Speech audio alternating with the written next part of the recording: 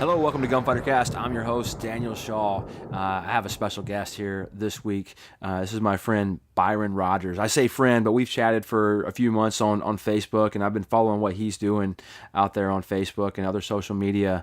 And immediately when I first saw him, I was like, everybody needs to hear what this guy has to say. So here he is on the show. Byron, how you doing? Hey, I'm doing good, man. Good to be here. Thanks for having me. This episode of Gunfighter Cast is brought to you by Bravo Concealment Holsters. Use our coupon code GUNFIGHTER at checkout when you visit bravoconcealment.com and get 10% off your entire purchase. You can introduce you a lot better than I can introduce you. I know quite a few things that you do, but I want you to tell the Gunfighter Cast audience here, what you do in the world of the internet and, for money too, for your occupation. Yeah, absolutely. Well, I'm kind of like a hybrid between soft and hard skills, So I do a lot of stuff as a life coach, as a speaker, as an author. But I came up in the Marine Corps, man. I just did 4 years in the grunts over there. Went over to Iraq a couple times. Came back. By the grace of God, blown up. Did all the fun stuff everybody else did over there. Nothing special, but I'm here by the grace of God. After that, got into executive protection. Been doing that since I was 21 on an international level. Been over 50 countries doing executive protection. I'm 30 now. So I've seen a lot of different stuff, and that's been my primary vocation for the last 7-8 years since I was 21 is doing executive protection, and then also doing a lot of the empowerment stuff. But so not like one of the guys who say they do executive protection and they really protect the low level musician that nobody that pays $60 to feel like he has a bodyguard that night, like real for real executive for real, yeah, like this is all I do. It's not like I fill the gaps with executive protection. No, this is all I do. And so I've been really blessed with that, and that's not even because of me, because I'm tight. That happened as right place, right time, grace of God. Call it what you want to call it, but right person saw me, thought I had what it took me under his wing. Built me out. Showed me the way of the samurai, if you will. And help me learn how to put out a good work product. So that's not even because I'm tight, but that is that's what I do with my life right now is I protect people for a living. And then my passion product, when I say a fusion between hard skills and soft skills, obviously there's a lot of finesse to executive protection, but the internal stuff is the philosophy stuff. I do a lot helping veterans transition out of the military because that's what I went through when I got out. And that stuff is extremely rewarding. And I work with civilians as well, because that mentality that us Marines have, really what I believe it is we're all looking to find our new fight. It's a battle between finding purpose. It's a battle of, manifesting or bringing into reality what it is you deserve in life. What it is is yours, rightfully yours, deep down inside. This is a fight we're all entrenched in. Every single one of us, every single day of our lives. And so that's the fight that I've really given my life to, not only for my own sake, but for the sake of those who I work with, on those levels as well, doing the kind of more hands-off stuff. Right. Man, that's cool. I do a few things in the vet industry. I call it an industry because there's people who treat it very heavily like it's an industry. How can I make more money off vets? And then there's the negative side that, there's money to be made off veteran suicide, and nothing pisses me off more than that right there. The people that are just trying to make dollar bills off of it. But it's awesome seeing somebody real in there and really getting after it and saying things, and sometimes it's the hard truth, man. And I've got a lot of buddies who have never served in the military, and they see some of the things that I put out there to the military community, the veteran community, and they're like, man, I was thinking the same thing, but it's not my place to say that. I can't say that they're being, hypersensitive about this. I can't say that they're being, entitled. I can't say those things, but you can, because you're one of them, and it's, we need that. And Heck yeah. if you guys haven't ever seen anything that Byron Rogers throws out there, he'll be coming back from the gym, sitting in his car, and just put out some like 5 minute super thought provoking video live on Facebook that makes you want to get up and go run 5 miles, and then really take a realistic look at yourself and where you want to be. You're a really motivating guy. I appreciate that, brother. Those. Yeah, man. So the primary listener on Gunfighter Cast is these are armed citizens. Yeah. These are I consider them the top 1% of society. They're Heck the most yeah. generous, the nicest, the most thoughtful. They're just they're awesome people. They are not deplorables. Right? Yeah. So these are good, solid people. And but a lot of them need a little bit of guidance sometimes, just like I do, just like you do, and everything else. And that's why Gunfighter Cast exists, because basically, about 10 years ago, I saw a sea of misinformation on the internet. Yeah. And I wanted to provide some better information. And then I just started talking. And then next thing you know, people started listening. And then I realized, like, wow, I've got to make sure that I get this right, because people are trusting me and listening to me. So I've got to make sure that I'm putting out the right information and having the right people on the show. And honestly, it's a huge responsibility the way I think of it. So for you, in what you do in your mindset, take that veteran thing and what you do for your coaching and helping people be motivated. We're talking about training, carrying a gun, mindset, all those things. What would you recommend to the listeners of the Gunfighter Cast? Some of your top priorities for them to evaluate and think about and get after. I mean, you guys sound like you've already got the primary check and one of the really big checks in the box. I say it like this to civilians and those who don't understand our mentality when it comes to combat and protecting ourselves and protecting our family. You've got a few obligations in life. You've got to find food, water, shelter, but there's another huge one, and you got to be able to protect yourself. That's just as important as finding that food, water, and shelter. Right. And I like to also add another one. You want to be able, if you can take a life, you also want to be able to save a life too. As an executive protection agent, that's also a huge responsibility. But when it comes to just everyday life, when we're training, when we're walking through this thing, I think it's really important to be deliberate. It's so easy for us to lose ourselves in the ocean of, insignificant minutia that we find ourselves in. And both speaking tactically and philosophically, there's so much out there to distract us. There's so much out there to take us off of our passion, take us off of what it is we want to create. Guys get out of the military, or, maybe you're retiring, or maybe your kids just moved out of the house, or whatever big life thing it is, I find that it's really easy to identify. This is a big one for me right now, is identifying with things that are outside of you, identifying with your job, identifying with your vocation, identifying with what you're doing in life right now, identifying with just taking care of your family or whatever it is, or, when those things move, inevitably we find ourselves in these crossroads where it's well, what's my value now? Who am I really now? I always ask vets, who are you without your military ID? If you lose your rank tomorrow, who are you? And so I think, as we open our eyes and we're in this society and we look around in the world, you're being told every single minute on television, you're not good enough. What you have isn't good enough. When you buy this new this, you're going to be, you'll be better. The girls will like you if you drink this, if you use this. You're not good enough, buy this stuff. It's just a consequence of our society.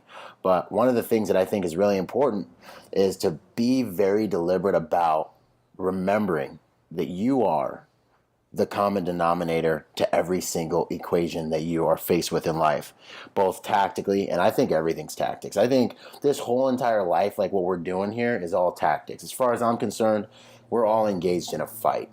We're all engaged in the same fight to do and be and love and experience and to live our life the way we want, with who we want, how we want. That's the whole entire thing we're doing here, And with all of this stuff that's going on, you're swimming upstream, if you're trying to maintain, you've got to remember that your identity and your value comes from you as the common denominator in every single one of these equations. When you find yourself in a life or death struggle, the value that you have, that you've built, your what I call individual capital that you've built is what you're going to bring to that equation. Additionally, every single day of your life when, like I always say, nothing will lead you closer to destruction than comfort. Every single day of your life when you're going to that cubicle or going to that job that you're taking for granted or whatever's happening, you're also in that same moment living and stinking dying for something. Whether you realize it or not, whether you're just like, I just want to pass the time, get through my day job, this sucks, I want to go back home and be with my wife and kids or whatever. Hey, I want to add consciousness, I want to add awareness to the fact that just like if you were in that gunfighter, just like it's just as serious, because those are the moments of your life that are passing you by. The only thing they're unredeemed. You cannot redeem those moments. You can't redeem these hours. You can't redeem these days. Those are rounds down range, brother. Just like we say in Marine Corps, rounds down range. Can't do nothing about it right now. Let's go. Plot your next shot. Take your time, breathe, set up that your good firing stance, get that sight picture, sight alignment, and let's go. That's every single moment of your stinking life, And so I think there's so much to be said for being deliberate, as if you were in a gunfight. You know what I mean? As if you were lining up your sights, as if you were, paying attention to your fatal frontal, as if just as intense moment to moment as you can be, if you're in a high stress tactical situation, because these moments, man, they're so precious, and they're passing us by. The only thing you can't get back. I run into those distractions all the time. We all do, right? Mm-hmm. I used to run like 60 miles a month. That's what I never liked running. And then suddenly, like my last few years in the Marine Corps, I found this running thing that I really enjoyed, listening to audiobooks while I was running. Heck yeah, brother. I always listen to music, and listening to music doesn't work for me. But I listen to audiobook, I forget that I'm even running. So, and then I got to the point where I got out, and I dropped down to 30, and then I dropped down to 10, and then I'm at 0. Yep. And right now I'm back up to about 8. And it's but I keep making the excuses why I can't do it tonight, why I can't do it tomorrow, why the roads aren't so good, the traffic's bad. I keep coming up with all these excuses and distractions. Well, I've got to work on this tonight. I'm in a couple of college courses. I don't have time to do that. Mr. Resistance. At home and I don't even touch the college courses. But I justify all these things for myself, and people, and I do the same thing with firearms training. I'm like, well, I'm already pretty decent. I'm always better than everybody else that comes to class. So maybe I shouldn't put in the effort and do it. So I'm going to go do something else instead. So I find myself, even where I'm at and what I do for a living, I find myself finding excuses to not train and do the things that I love. And I'm not that into guns. I'm not crazy about guns. Like they don't interest me that much. I don't know what the barrels are made of. I don't care about that stuff. I dig it. It's like I dig the software. The software's integration with the hardware. That's my quest for expertise. Love it. And it's but if there was no guns, I would teach people how to use that katana that you have in your hand. Hey. That's what I would do, is be a sword fight teacher. Right. I dig it, man. But even that's my passion. That's what I love so much, and I love transferring that knowledge. I love making sure my knowledge is continuing to grow. Yeah. Evaluating what I was teaching and what I am teaching, make sure I'm teaching the best, most current. I still find excuses not to do it. Yeah. And what kind of advice would you give me? Like, how do I overcome that, man? How do the people listening to this show that need to get out there and get some more physical training, some more PT, they need to get out there and they need to go take some Krav Maga or some kind of other martial art and actually feel what it's like to have to throw a punch when their heart's beating out of their chest and they have no more, their muscles are at muscle failure. They need to figure out how to draw a gun in that situation. They need to get to that point where my buddy Ryan Hoover, the founder of Fit to Fight, he says one of his slogans is, "There's growth in discomfort." Yep. I don't really grow unless I'm not comfortable. And I think there's a lot of truth to that. And you said a similar thing a few minutes ago. So what advice would you give me or the listener out there with that same issue? Yeah, no, I mean, I love that stuff, man. That's where it's at. That's what, see to me, and I've been conditioning myself to this, year after year after year, and I'm still working on it. It's a work in progress, to me, our only true enemy is inside of us, but it's there for a reason. It's beautiful how life is so designed to exploit our weaknesses and exploit our weaknesses in ways that are going to cause us to either evolve or devolve, man. If you're not growing, you're going, you know. You look outside, anything that's not growing, you're not making progress, there is no stagnation, okay? You cannot, as a consequence of your being as a human being, you're making decisions, you're creating reality. Indecision is decision. You can't not create. You can sit on the couch if you want. You're creating a situation for yourself, you know. And I think it's so beautiful how, you know, life is designed to exploit these vulnerabilities inside us internally and even externally at times. But when it comes to Mr. Resistance, I forget what book that was from. It's not coming to me right now. But if you look up Mr. Resistance, you're going to find this awesome book. I think it's like The Battle of Creativity or something like that. What you just described is just like a book that I'm in the middle of right now called The Compound Effect by Darren Hardy. And this book seems a little sales pitchy in it, you know, like maybe middle of the night, you know, you're up late, you're hungry, and you've got the Slim Fast commercials on the TV, and you're feeling sorry for yourself. He actually uses that analogy in the book, but the things he talks about is what you were just talking about, and the idea behind the compound effect is those small decisions that you're talking about making. Yeah. If you're sitting on the couch and drinking one more beer than you normally do, add 6 months to that. And if you add the caloric intake of that one extra beer a night, sitting on the couch and not burning that calorie, you're talking about 30 pounds. You know, like it's very, these small little tiny things, decisions that we make add up to these massive things. Even if it's putting away a small amount of money, over time it adds the compounding effect. Just like compounding interest, it can be applied to every single thing in our life. And it's a really cool way of thinking about things. And I don't want to get all like middle of the night infomercial, you know, Gunfighter Cast here, but you know, I believe there's a lot of truth to that. And you said something to me the other day about whenever you're in that frame of mind, like that's kind of all you can think about, and it helps you make better decisions. And that was it made a lot of sense, man, because that's how I evaluate when I'm in the middle of one of these books. I completely use that book in every aspect of my life, you know, and it's powerful. I'm sorry I interrupted you, but you were talking about the what's it called that you couldn't remember the book. Yeah, no worries, Mr. Resistance. I mean, two things, you know, like that's what I love about audiobooks, the audiobook journey, bro. To be able to download information into your mind day and night, like you're in your commute going to work, you're downloading information. Zig Ziglar said you can get the equivalent to a 4-year degree if in 1 year sitting in your car listening to audiobooks on the way to and from work if you got a 20-minute commute. I mean, to me, you know, the realization that you are where you are based on the sum total of the decisions you're making. You know, your life is, you are the common denominator. Your life is just the fruit of your labor. It's just the sum total of the decisions you're making. You want more. You hear me say it all the time. You want more in life, you got to become more. How do you become more? You make higher quality decisions. How do you make higher quality decisions? You get higher quality information. How do you get higher quality information? You got to spend time with people who want what you have and who make higher quality decisions. Well, they're not readily available to me, Byron. Cool. Go outside, find their audiobooks, find their content, find the people who have what you want that you can find online in the age of information, find their podcasts. Yeah, right? You know, spend time with their thoughts, spend time with their hearts, because that's what they pour into their work. You know, that will build your individual capital. That's what I call your individual capital, man. It's what you bring to every single equation. It is the algorithm by which you make decisions and govern your life. So, boom, audiobook plug. These things, you know, upgraded my life a few years ago once I started getting into that. Invaluable. But click back to the first topic you were talking about fighting Mr. Resistance, man, on a daily basis. You know, the little scientific backdrop, you know, that I'm familiar with is, you know, I got the little psychology degree and I've studied this stuff, but, you know, your subconscious mind is 1,000,000 times stronger information processor than your focal conscious mind, man.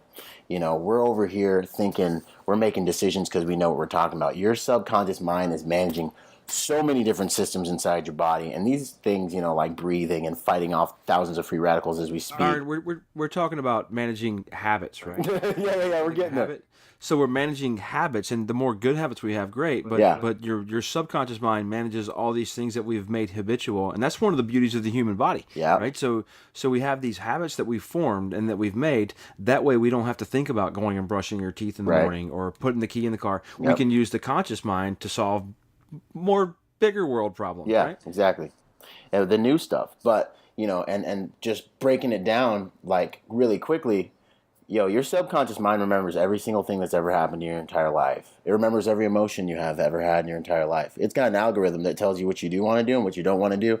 Your focal conscious mind, the little guy who's like, I'm going to run, you're just saying the other day, I'm going to go out running because I'm going to do this many miles, 60 miles a month or 30 miles or whatever. That's just a decision you're making in your focal conscious mind and your awareness. You get what in life you deserve. You aren't living in alignment with what you want. You're living in alignment with who you are on a daily basis. That's why I love the gym. There's no way around it. The numbers, that's who you are. Yeah, you can fudge it a little bit on your form, whatever, but you're still going to be stuck at that whatever form you're doing bad number until you get better at your better form, if that made sense. But the point is, when we're trying to go for more in life, there is this high friction, this time where we have to become the person, where we have to literally fight ourselves and we have to win over the other aspects of our mind and our consciousness that are like, you want to be the number one salesperson? You go pick up the phone to make sales calls, and now all of a sudden you're like, you know what, maybe I should check my emails, and you start kind of backing down. You're like, maybe some people got back to me. You think you're in charge? You got to realize that you need to develop the muscles. You need to develop the muscles that are going to give you that win. Not only, and that means you need to build a habit. So what we're all battling is that part of us that wants you to stay comfortable, that part of you that doesn't want you to experience the pain of going and doing that thing, and it'll tell you anything. The part of you that doesn't want you to experience rejection, so it tells you to go check Facebook and check emails instead of making sales calls. And so bringing consciousness and awareness to that fact that, look, you know what? I'm making excuses right now. And it's just a part of me that loves me. It's me loving me and trying to protect myself. But this is where the fearless approach to life, and I don't know if you guys have ever looked at Robert Greene's books, The 50th Law of Power, 48 Laws of Power, some of my favorite books in the world. The fearless approach to life. I believe this is where that comes in, because this is where when I work with people and in my own life, the discipline I've been trying to implement that I find invaluable is, to do the thing you fear until the death of fear is certain. Like, to get so aggressive with it, because I really do look at this as combat, and that's part of my therapy after getting out of the Marine Corps and being what I like to call combat-tutionalized, where life's just different, and sometimes you just want to have more fun than you're allowed to have. Yeah, you know what I mean. And that there's an aspect, yeah, you're right. where you feel like. Like a lot of my vets get out of the Marine Corps and they feel like they're a Lamborghini forced to drive in a school zone for the rest of their life. Like they feel like, like they're a carnivore being forced to eat, be a vegetarian forever now because they got to figure out how to get down back here and there's no more fight and things are way more complicated. And I say it's just as dangerous here as it is over there, but it'll kill you slower and it'll kill you different. But, and we know that as we see the statistics of suicide, and that's a rabbit hole. But the deal is, if you want to do something for yourself, the most valuable thing you can do for yourself in 24 hours is to find the thing you fear, find the thing you're uncomfortable with, even if it's a subtle fear camouflaging itself with something else, and go do that thing. And condition yourself to be like, wait a minute, am I afraid of this right now? When you start hearing all the excuses, when you start hearing all the really good reasons why you can't do it, you know what? This is a target indicator right here. That's what this is. I use the same analogy when I'm teaching people fundamentals of how to shoot.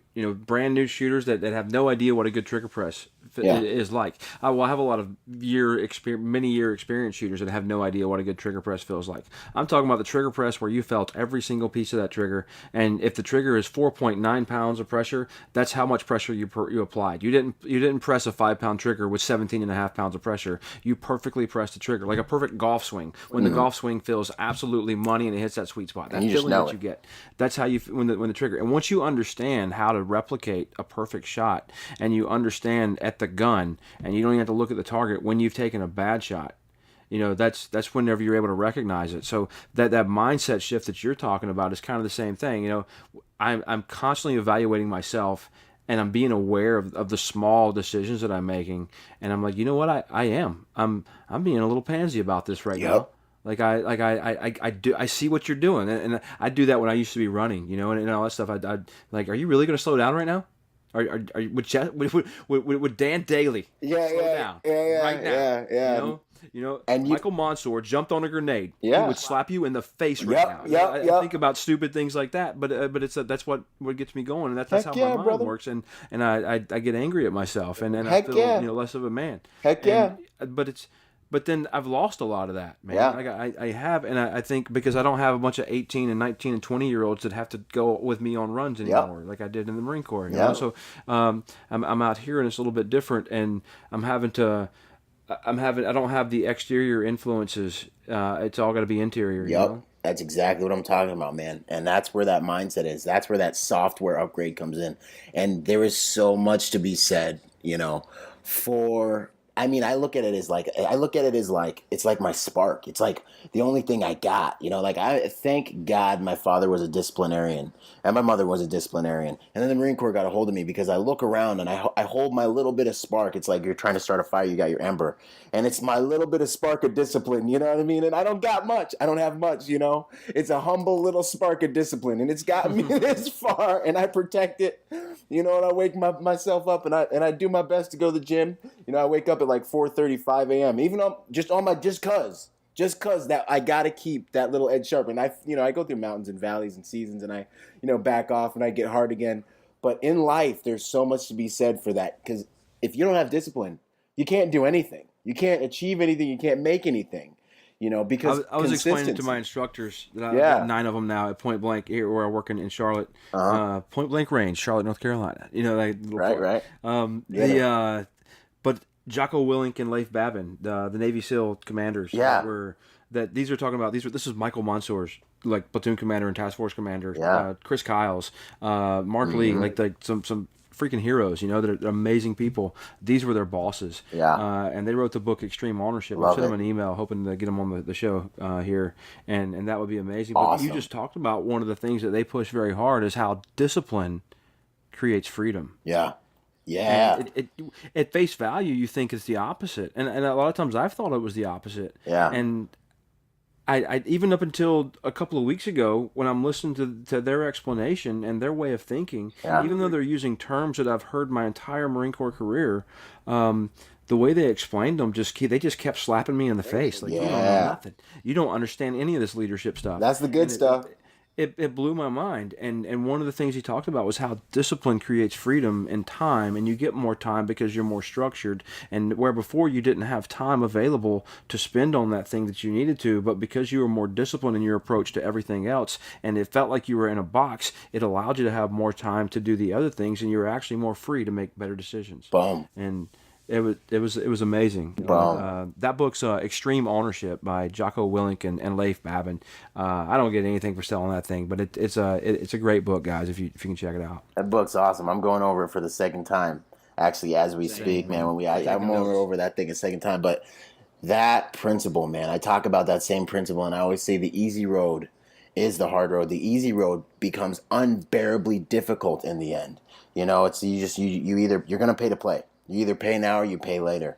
And like if you want that freedom on the back end, you just gotta condition yourself to the standard. Like when I get guys and they're like, I'm tired, I'm hurting, I don't know where to go, I don't know what to do. And I'm like, okay. It's almost like it's not even almost like I look them in the eyes and it's like, well, if you want rest, it's that old saying, don't ask for an easier life, pray that you can become a harder man. No, but that's really what it is, though. Like the only person who's going to get you to a place of rest in your life is you, and the same way we did things in the Marine Corps, attack the attacker kind of thing. And the easy road becomes the unbearably difficult road in the end. You've seen it, you spend all your money now and then you have nothing. That one principle is huge. And I've always been an advocate of that. That discipline is all we have, and as warriors, we know the value of that. And it really is a lifelong fight to be able to a lifelong uphill battle in some ways to be able to maintain that. But it's something that we have to do, and it's something that we need to be deliberate about. If I feel like literally all the self-help books and all the studying and work I've done in terms of trying to build out my internal framework or the software that I'm running my life, it all comes down to really one. There's a few main quotes, but the one quote that's really gotten me the farthest is that simple. The first time I heard it was Ronnie Coleman. there ain't nothing to it but to do it. And what ends up happening, it's so simple. No cliches, right? Yeah, man. Wisdom is simple. It's simple. You know how to save money. You know how to lose weight. It's just knowing the path and walking the path are two entirely different things, right? So here we are, and I sit there and if Oh, go ahead. Yeah, no, I was just gonna say that if I've been working on conditioning myself, and to get to that, what you were saying is, if you feel yourself procrastinating, you need to change that from something that you can be seduced by into something that is like, it's time to attack the attacker. I'm being ambushed right now, and I need to go ahead and kill this thing. Because the self-efficacy, which is knowing that you can, which is what this all comes down to, the self-confidence, which is what this all really does come down to as well, is so valuable because it will pay you back immeasurable dividends in so many different areas of your life if you just find a way to conquer that on a daily basis, anytime it shows up.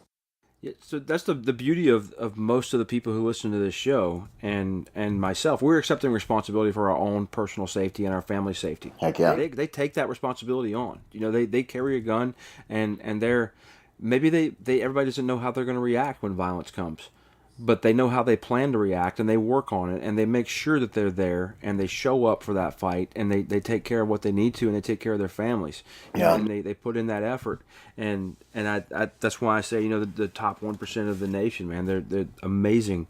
It's the people I get to teach every weekend. It's awesome. But taking that responsibility can go a little bit further. I believe that if this episode of Gunfighter Cast is a failure, it's not because you're a bad guest. It's because I was a bad host and I didn't ask you the right questions. I didn't talk to you the right. I interrupted you too many times. Whatever. I wanted to keep you going the right direction, but my perception of the right direction was wrong. If one of my employees fails, it's my fault, right? Like if something happens, like it's not anybody else's fault. Yeah. If my family, if I don't have milk in the fridge next week, it's not because the situation and the events didn't work out and I lost my job because of that mean boss or that somebody else. No, it's my fault. Like I didn't get across to my boss the way I needed. I didn't push leadership up to take command. Get him. I didn't like it. It's all my fault. It's not anybody else's fault. Where I'm at and what I do. If I have to draw my gun tomorrow, and there's a guy who thinks he's going to smoke me, and he gets me. It's my fault. It's my fault. And the work for it. It's not because I was in the wrong place in the wrong time and everything. It's my fault. And if I do good and I win, and I create my own luck because of the time and effort I put into it. Yep. And that's the way I try to look at the world. Now, it's easy to forget that all the time and make excuses because we all do that, right? We want to feel good about ourselves. But then whenever I sit down and I'm thinking, I'm like, man, you got nobody to blame but yourself. Yeah, man. But when I'm doing good, I rarely can blame myself. I blame a little bit of myself for doing good. But then a lot of it goes to relationships. Heck yeah, man. With the other people, how they help me. But failures, when I really look at those failures, they're all me, man. Heck yeah. They're all me. And, brother, it's an honor and a friggin' privilege. You know what I mean? To me, two things. One, any and everything that comes into your life positive is going to come through a relationship. Your boss, the opportunities you've been able to experience. If you sit back and look at even, money is the result of how many people you can help, how many people you can serve. You're paying bills. Why? Because these people, these relationships you have with these companies are giving you a service and they're helping you. Everything that comes in and out of your life, positive and negative, is coming through relationships. But on top of that, not on top of that, additionally, to go back on what you were saying about responsibility, brother, to me, it's all about controlling what you can control. And I refuse to give up responsibility because you know what? You can't change what you can't take responsibility for. So if something happens in my life that I like, if something happens in my life that I don't like, the question is it's not, because I was working with such and such and such and such is lazy. No, it's I didn't motivate that person. You know what? This person's, even if this person's absolutely useless, you know what? The bottom line is this. You can have results or you can have excuses. I want results in my life. It's not even about you. It's not about the other person. It's about the fact that I'm moving towards my destiny. And if you're useless, then guess what? I'm going to go around you. I'm going to go under you. I'm going to find a way to motivate you. I'm going to find a way to help you. I'm going to do absolutely any and everything in my power to get results because this is my life. And I refuse to give my power away by shifting responsibility or blame shifting. I'm not even going to give my anger. Yeah, exactly. Yeah. I'm not even going to be like they're not even worth it. Like I don't even have time for this. Exactly. If I'm going to be angry, it shouldn't be at them. It should be at myself because I should have done it better. Yeah. I should have influenced them better. And so not even ran into that situation. yeah, and sometimes it's like, Byron, we could go on about this forever. We Easy. gotta talk some more, man. Heck But yeah, I want brother. I want everybody tell us about your book and what you just released. Okay, boom. Finding meaning after the military. This is a book about getting out. Well, it's really a book about identity. It's a book about getting out of the military, or even shifting any different phase that you may be in life that, you fell in. So it's not just for veterans. Nah, it's not. There's concepts here that apply to everybody. Absolutely, because understand tactics, and you can deal with a specific problem. But if you understand principles are applicable to all things. Gravity affects everybody, no matter what. So yeah, these principles are applicable to everything, and anyone in any walk of life, that's willing to lend an ear to kind of a military viewpoint, standpoint, and way of approaching issues in life, such as moving through different phases, over identifying with where you were, and not being able to find value in yourself based on your new reality and new situation.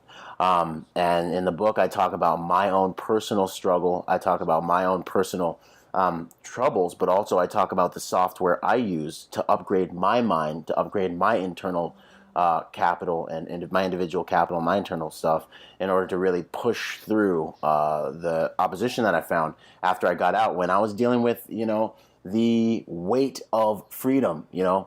I'm going to be free. The weight of freedom is real, man. When you wake up, because when you wake up. No, I know. Yeah, I know. When you wake up at 9 o'clock in the morning and you're expecting like Master Sergeant to call. Yeah. Or something. Like that doesn't happen when you're retired or you get out. Like you don't have any place to be. Yeah, it's, brother. It's so different, man. And it is. You look in the mirror and you're like, wait a minute, this was supposed to be tight, but the only thing I have are the results that I've created. And then what do these results say about me? You know what I mean? And then yep. The atrophy of identity begins. And this is where, you look in the mirror and you're like, I was that squadron leader, I was that gunnery sergeant, I was that XYZ owner of the company, big, wig at the top of the thing. I used to have people's lives in my hands and millions of dollars of equipment. I was this big bad dude, but now out here, like, hey man, you can only tell your Iraq story so many times. No one really cares. Nobody cares. exactly. That's why. Bro. That's And why John I didn't even tell Rambo. them, man. Yeah, bro. People, look, maybe you can look at my resume if you want, and maybe it's impressive, maybe it's not. Yeah. Whatever. Don't judge me off what I've done. Judge me off what I can do right now in this and moment. Wait till you see what I'm going to do tomorrow. Yep. Because I'm going to keep working. Yeah, man. So the book, basically, I break everything down into different principles that I use, my own personal experience. I talk about the process I've created, the finding meaning after the military process, which is basically broken down into 4 modules: identity, purpose, fulfillment, sustainment. Identity, who you are, who you've been, deciding who you want to be tomorrow, because the only reason you are who you were is because you saw a poster, you talked to somebody, and you're like, I'm going to go be a Marine. Identity. So that identity piece is huge, because you're only going to get in life what you really genuinely believe you deserve. Not what you think you want, but what you know you deserve. That's where you're going to stop. And then purpose, finding your purpose. Like, what is the one thing you really could do without needing to get paid? Because the emotional payoff, the getting on a different what's that called? Incentive program, getting on a different economy of the invaluable emotional payoff you get when you do something, finding your purpose, fulfillment.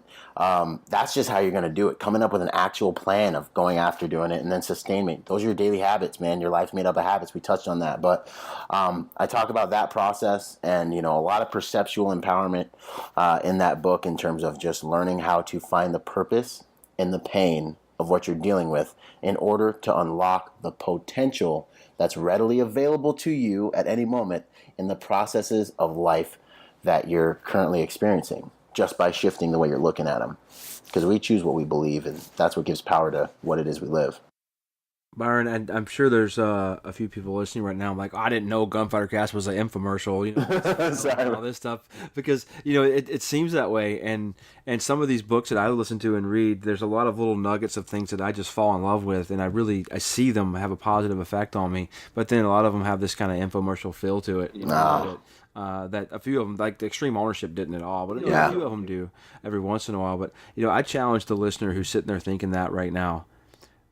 pick up some of those books. Like get Byron's book, pick up Jocko and Leif's book, Extreme Ownership.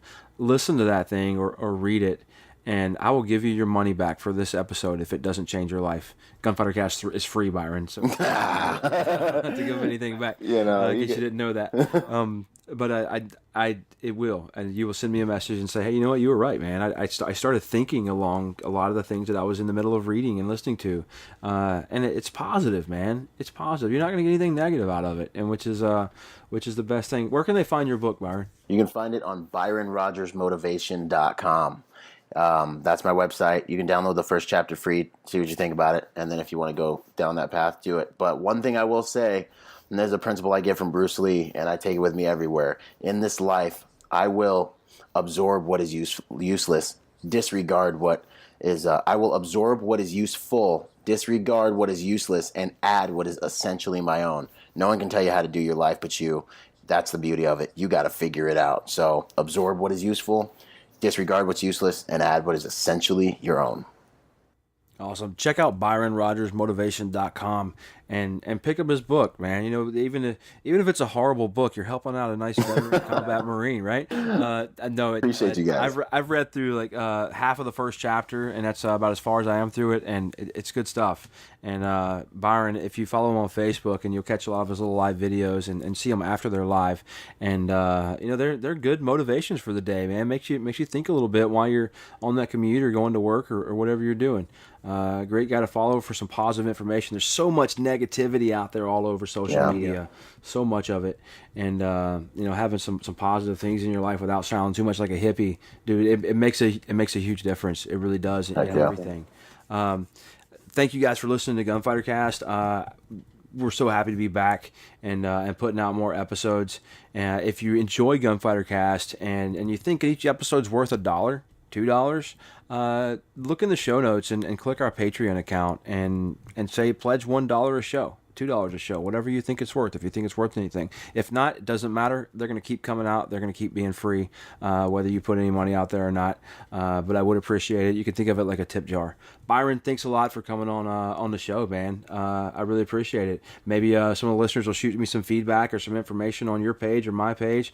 And whenever you have something to talk about, something you're fired up about, you let me know, and you get on here and we'll do it again. Heck yeah, brother. Thanks a lot, Daniel. I'm honored, man. Genuine honor and a privilege that you have me on here, brother. You know, so I really appreciate you.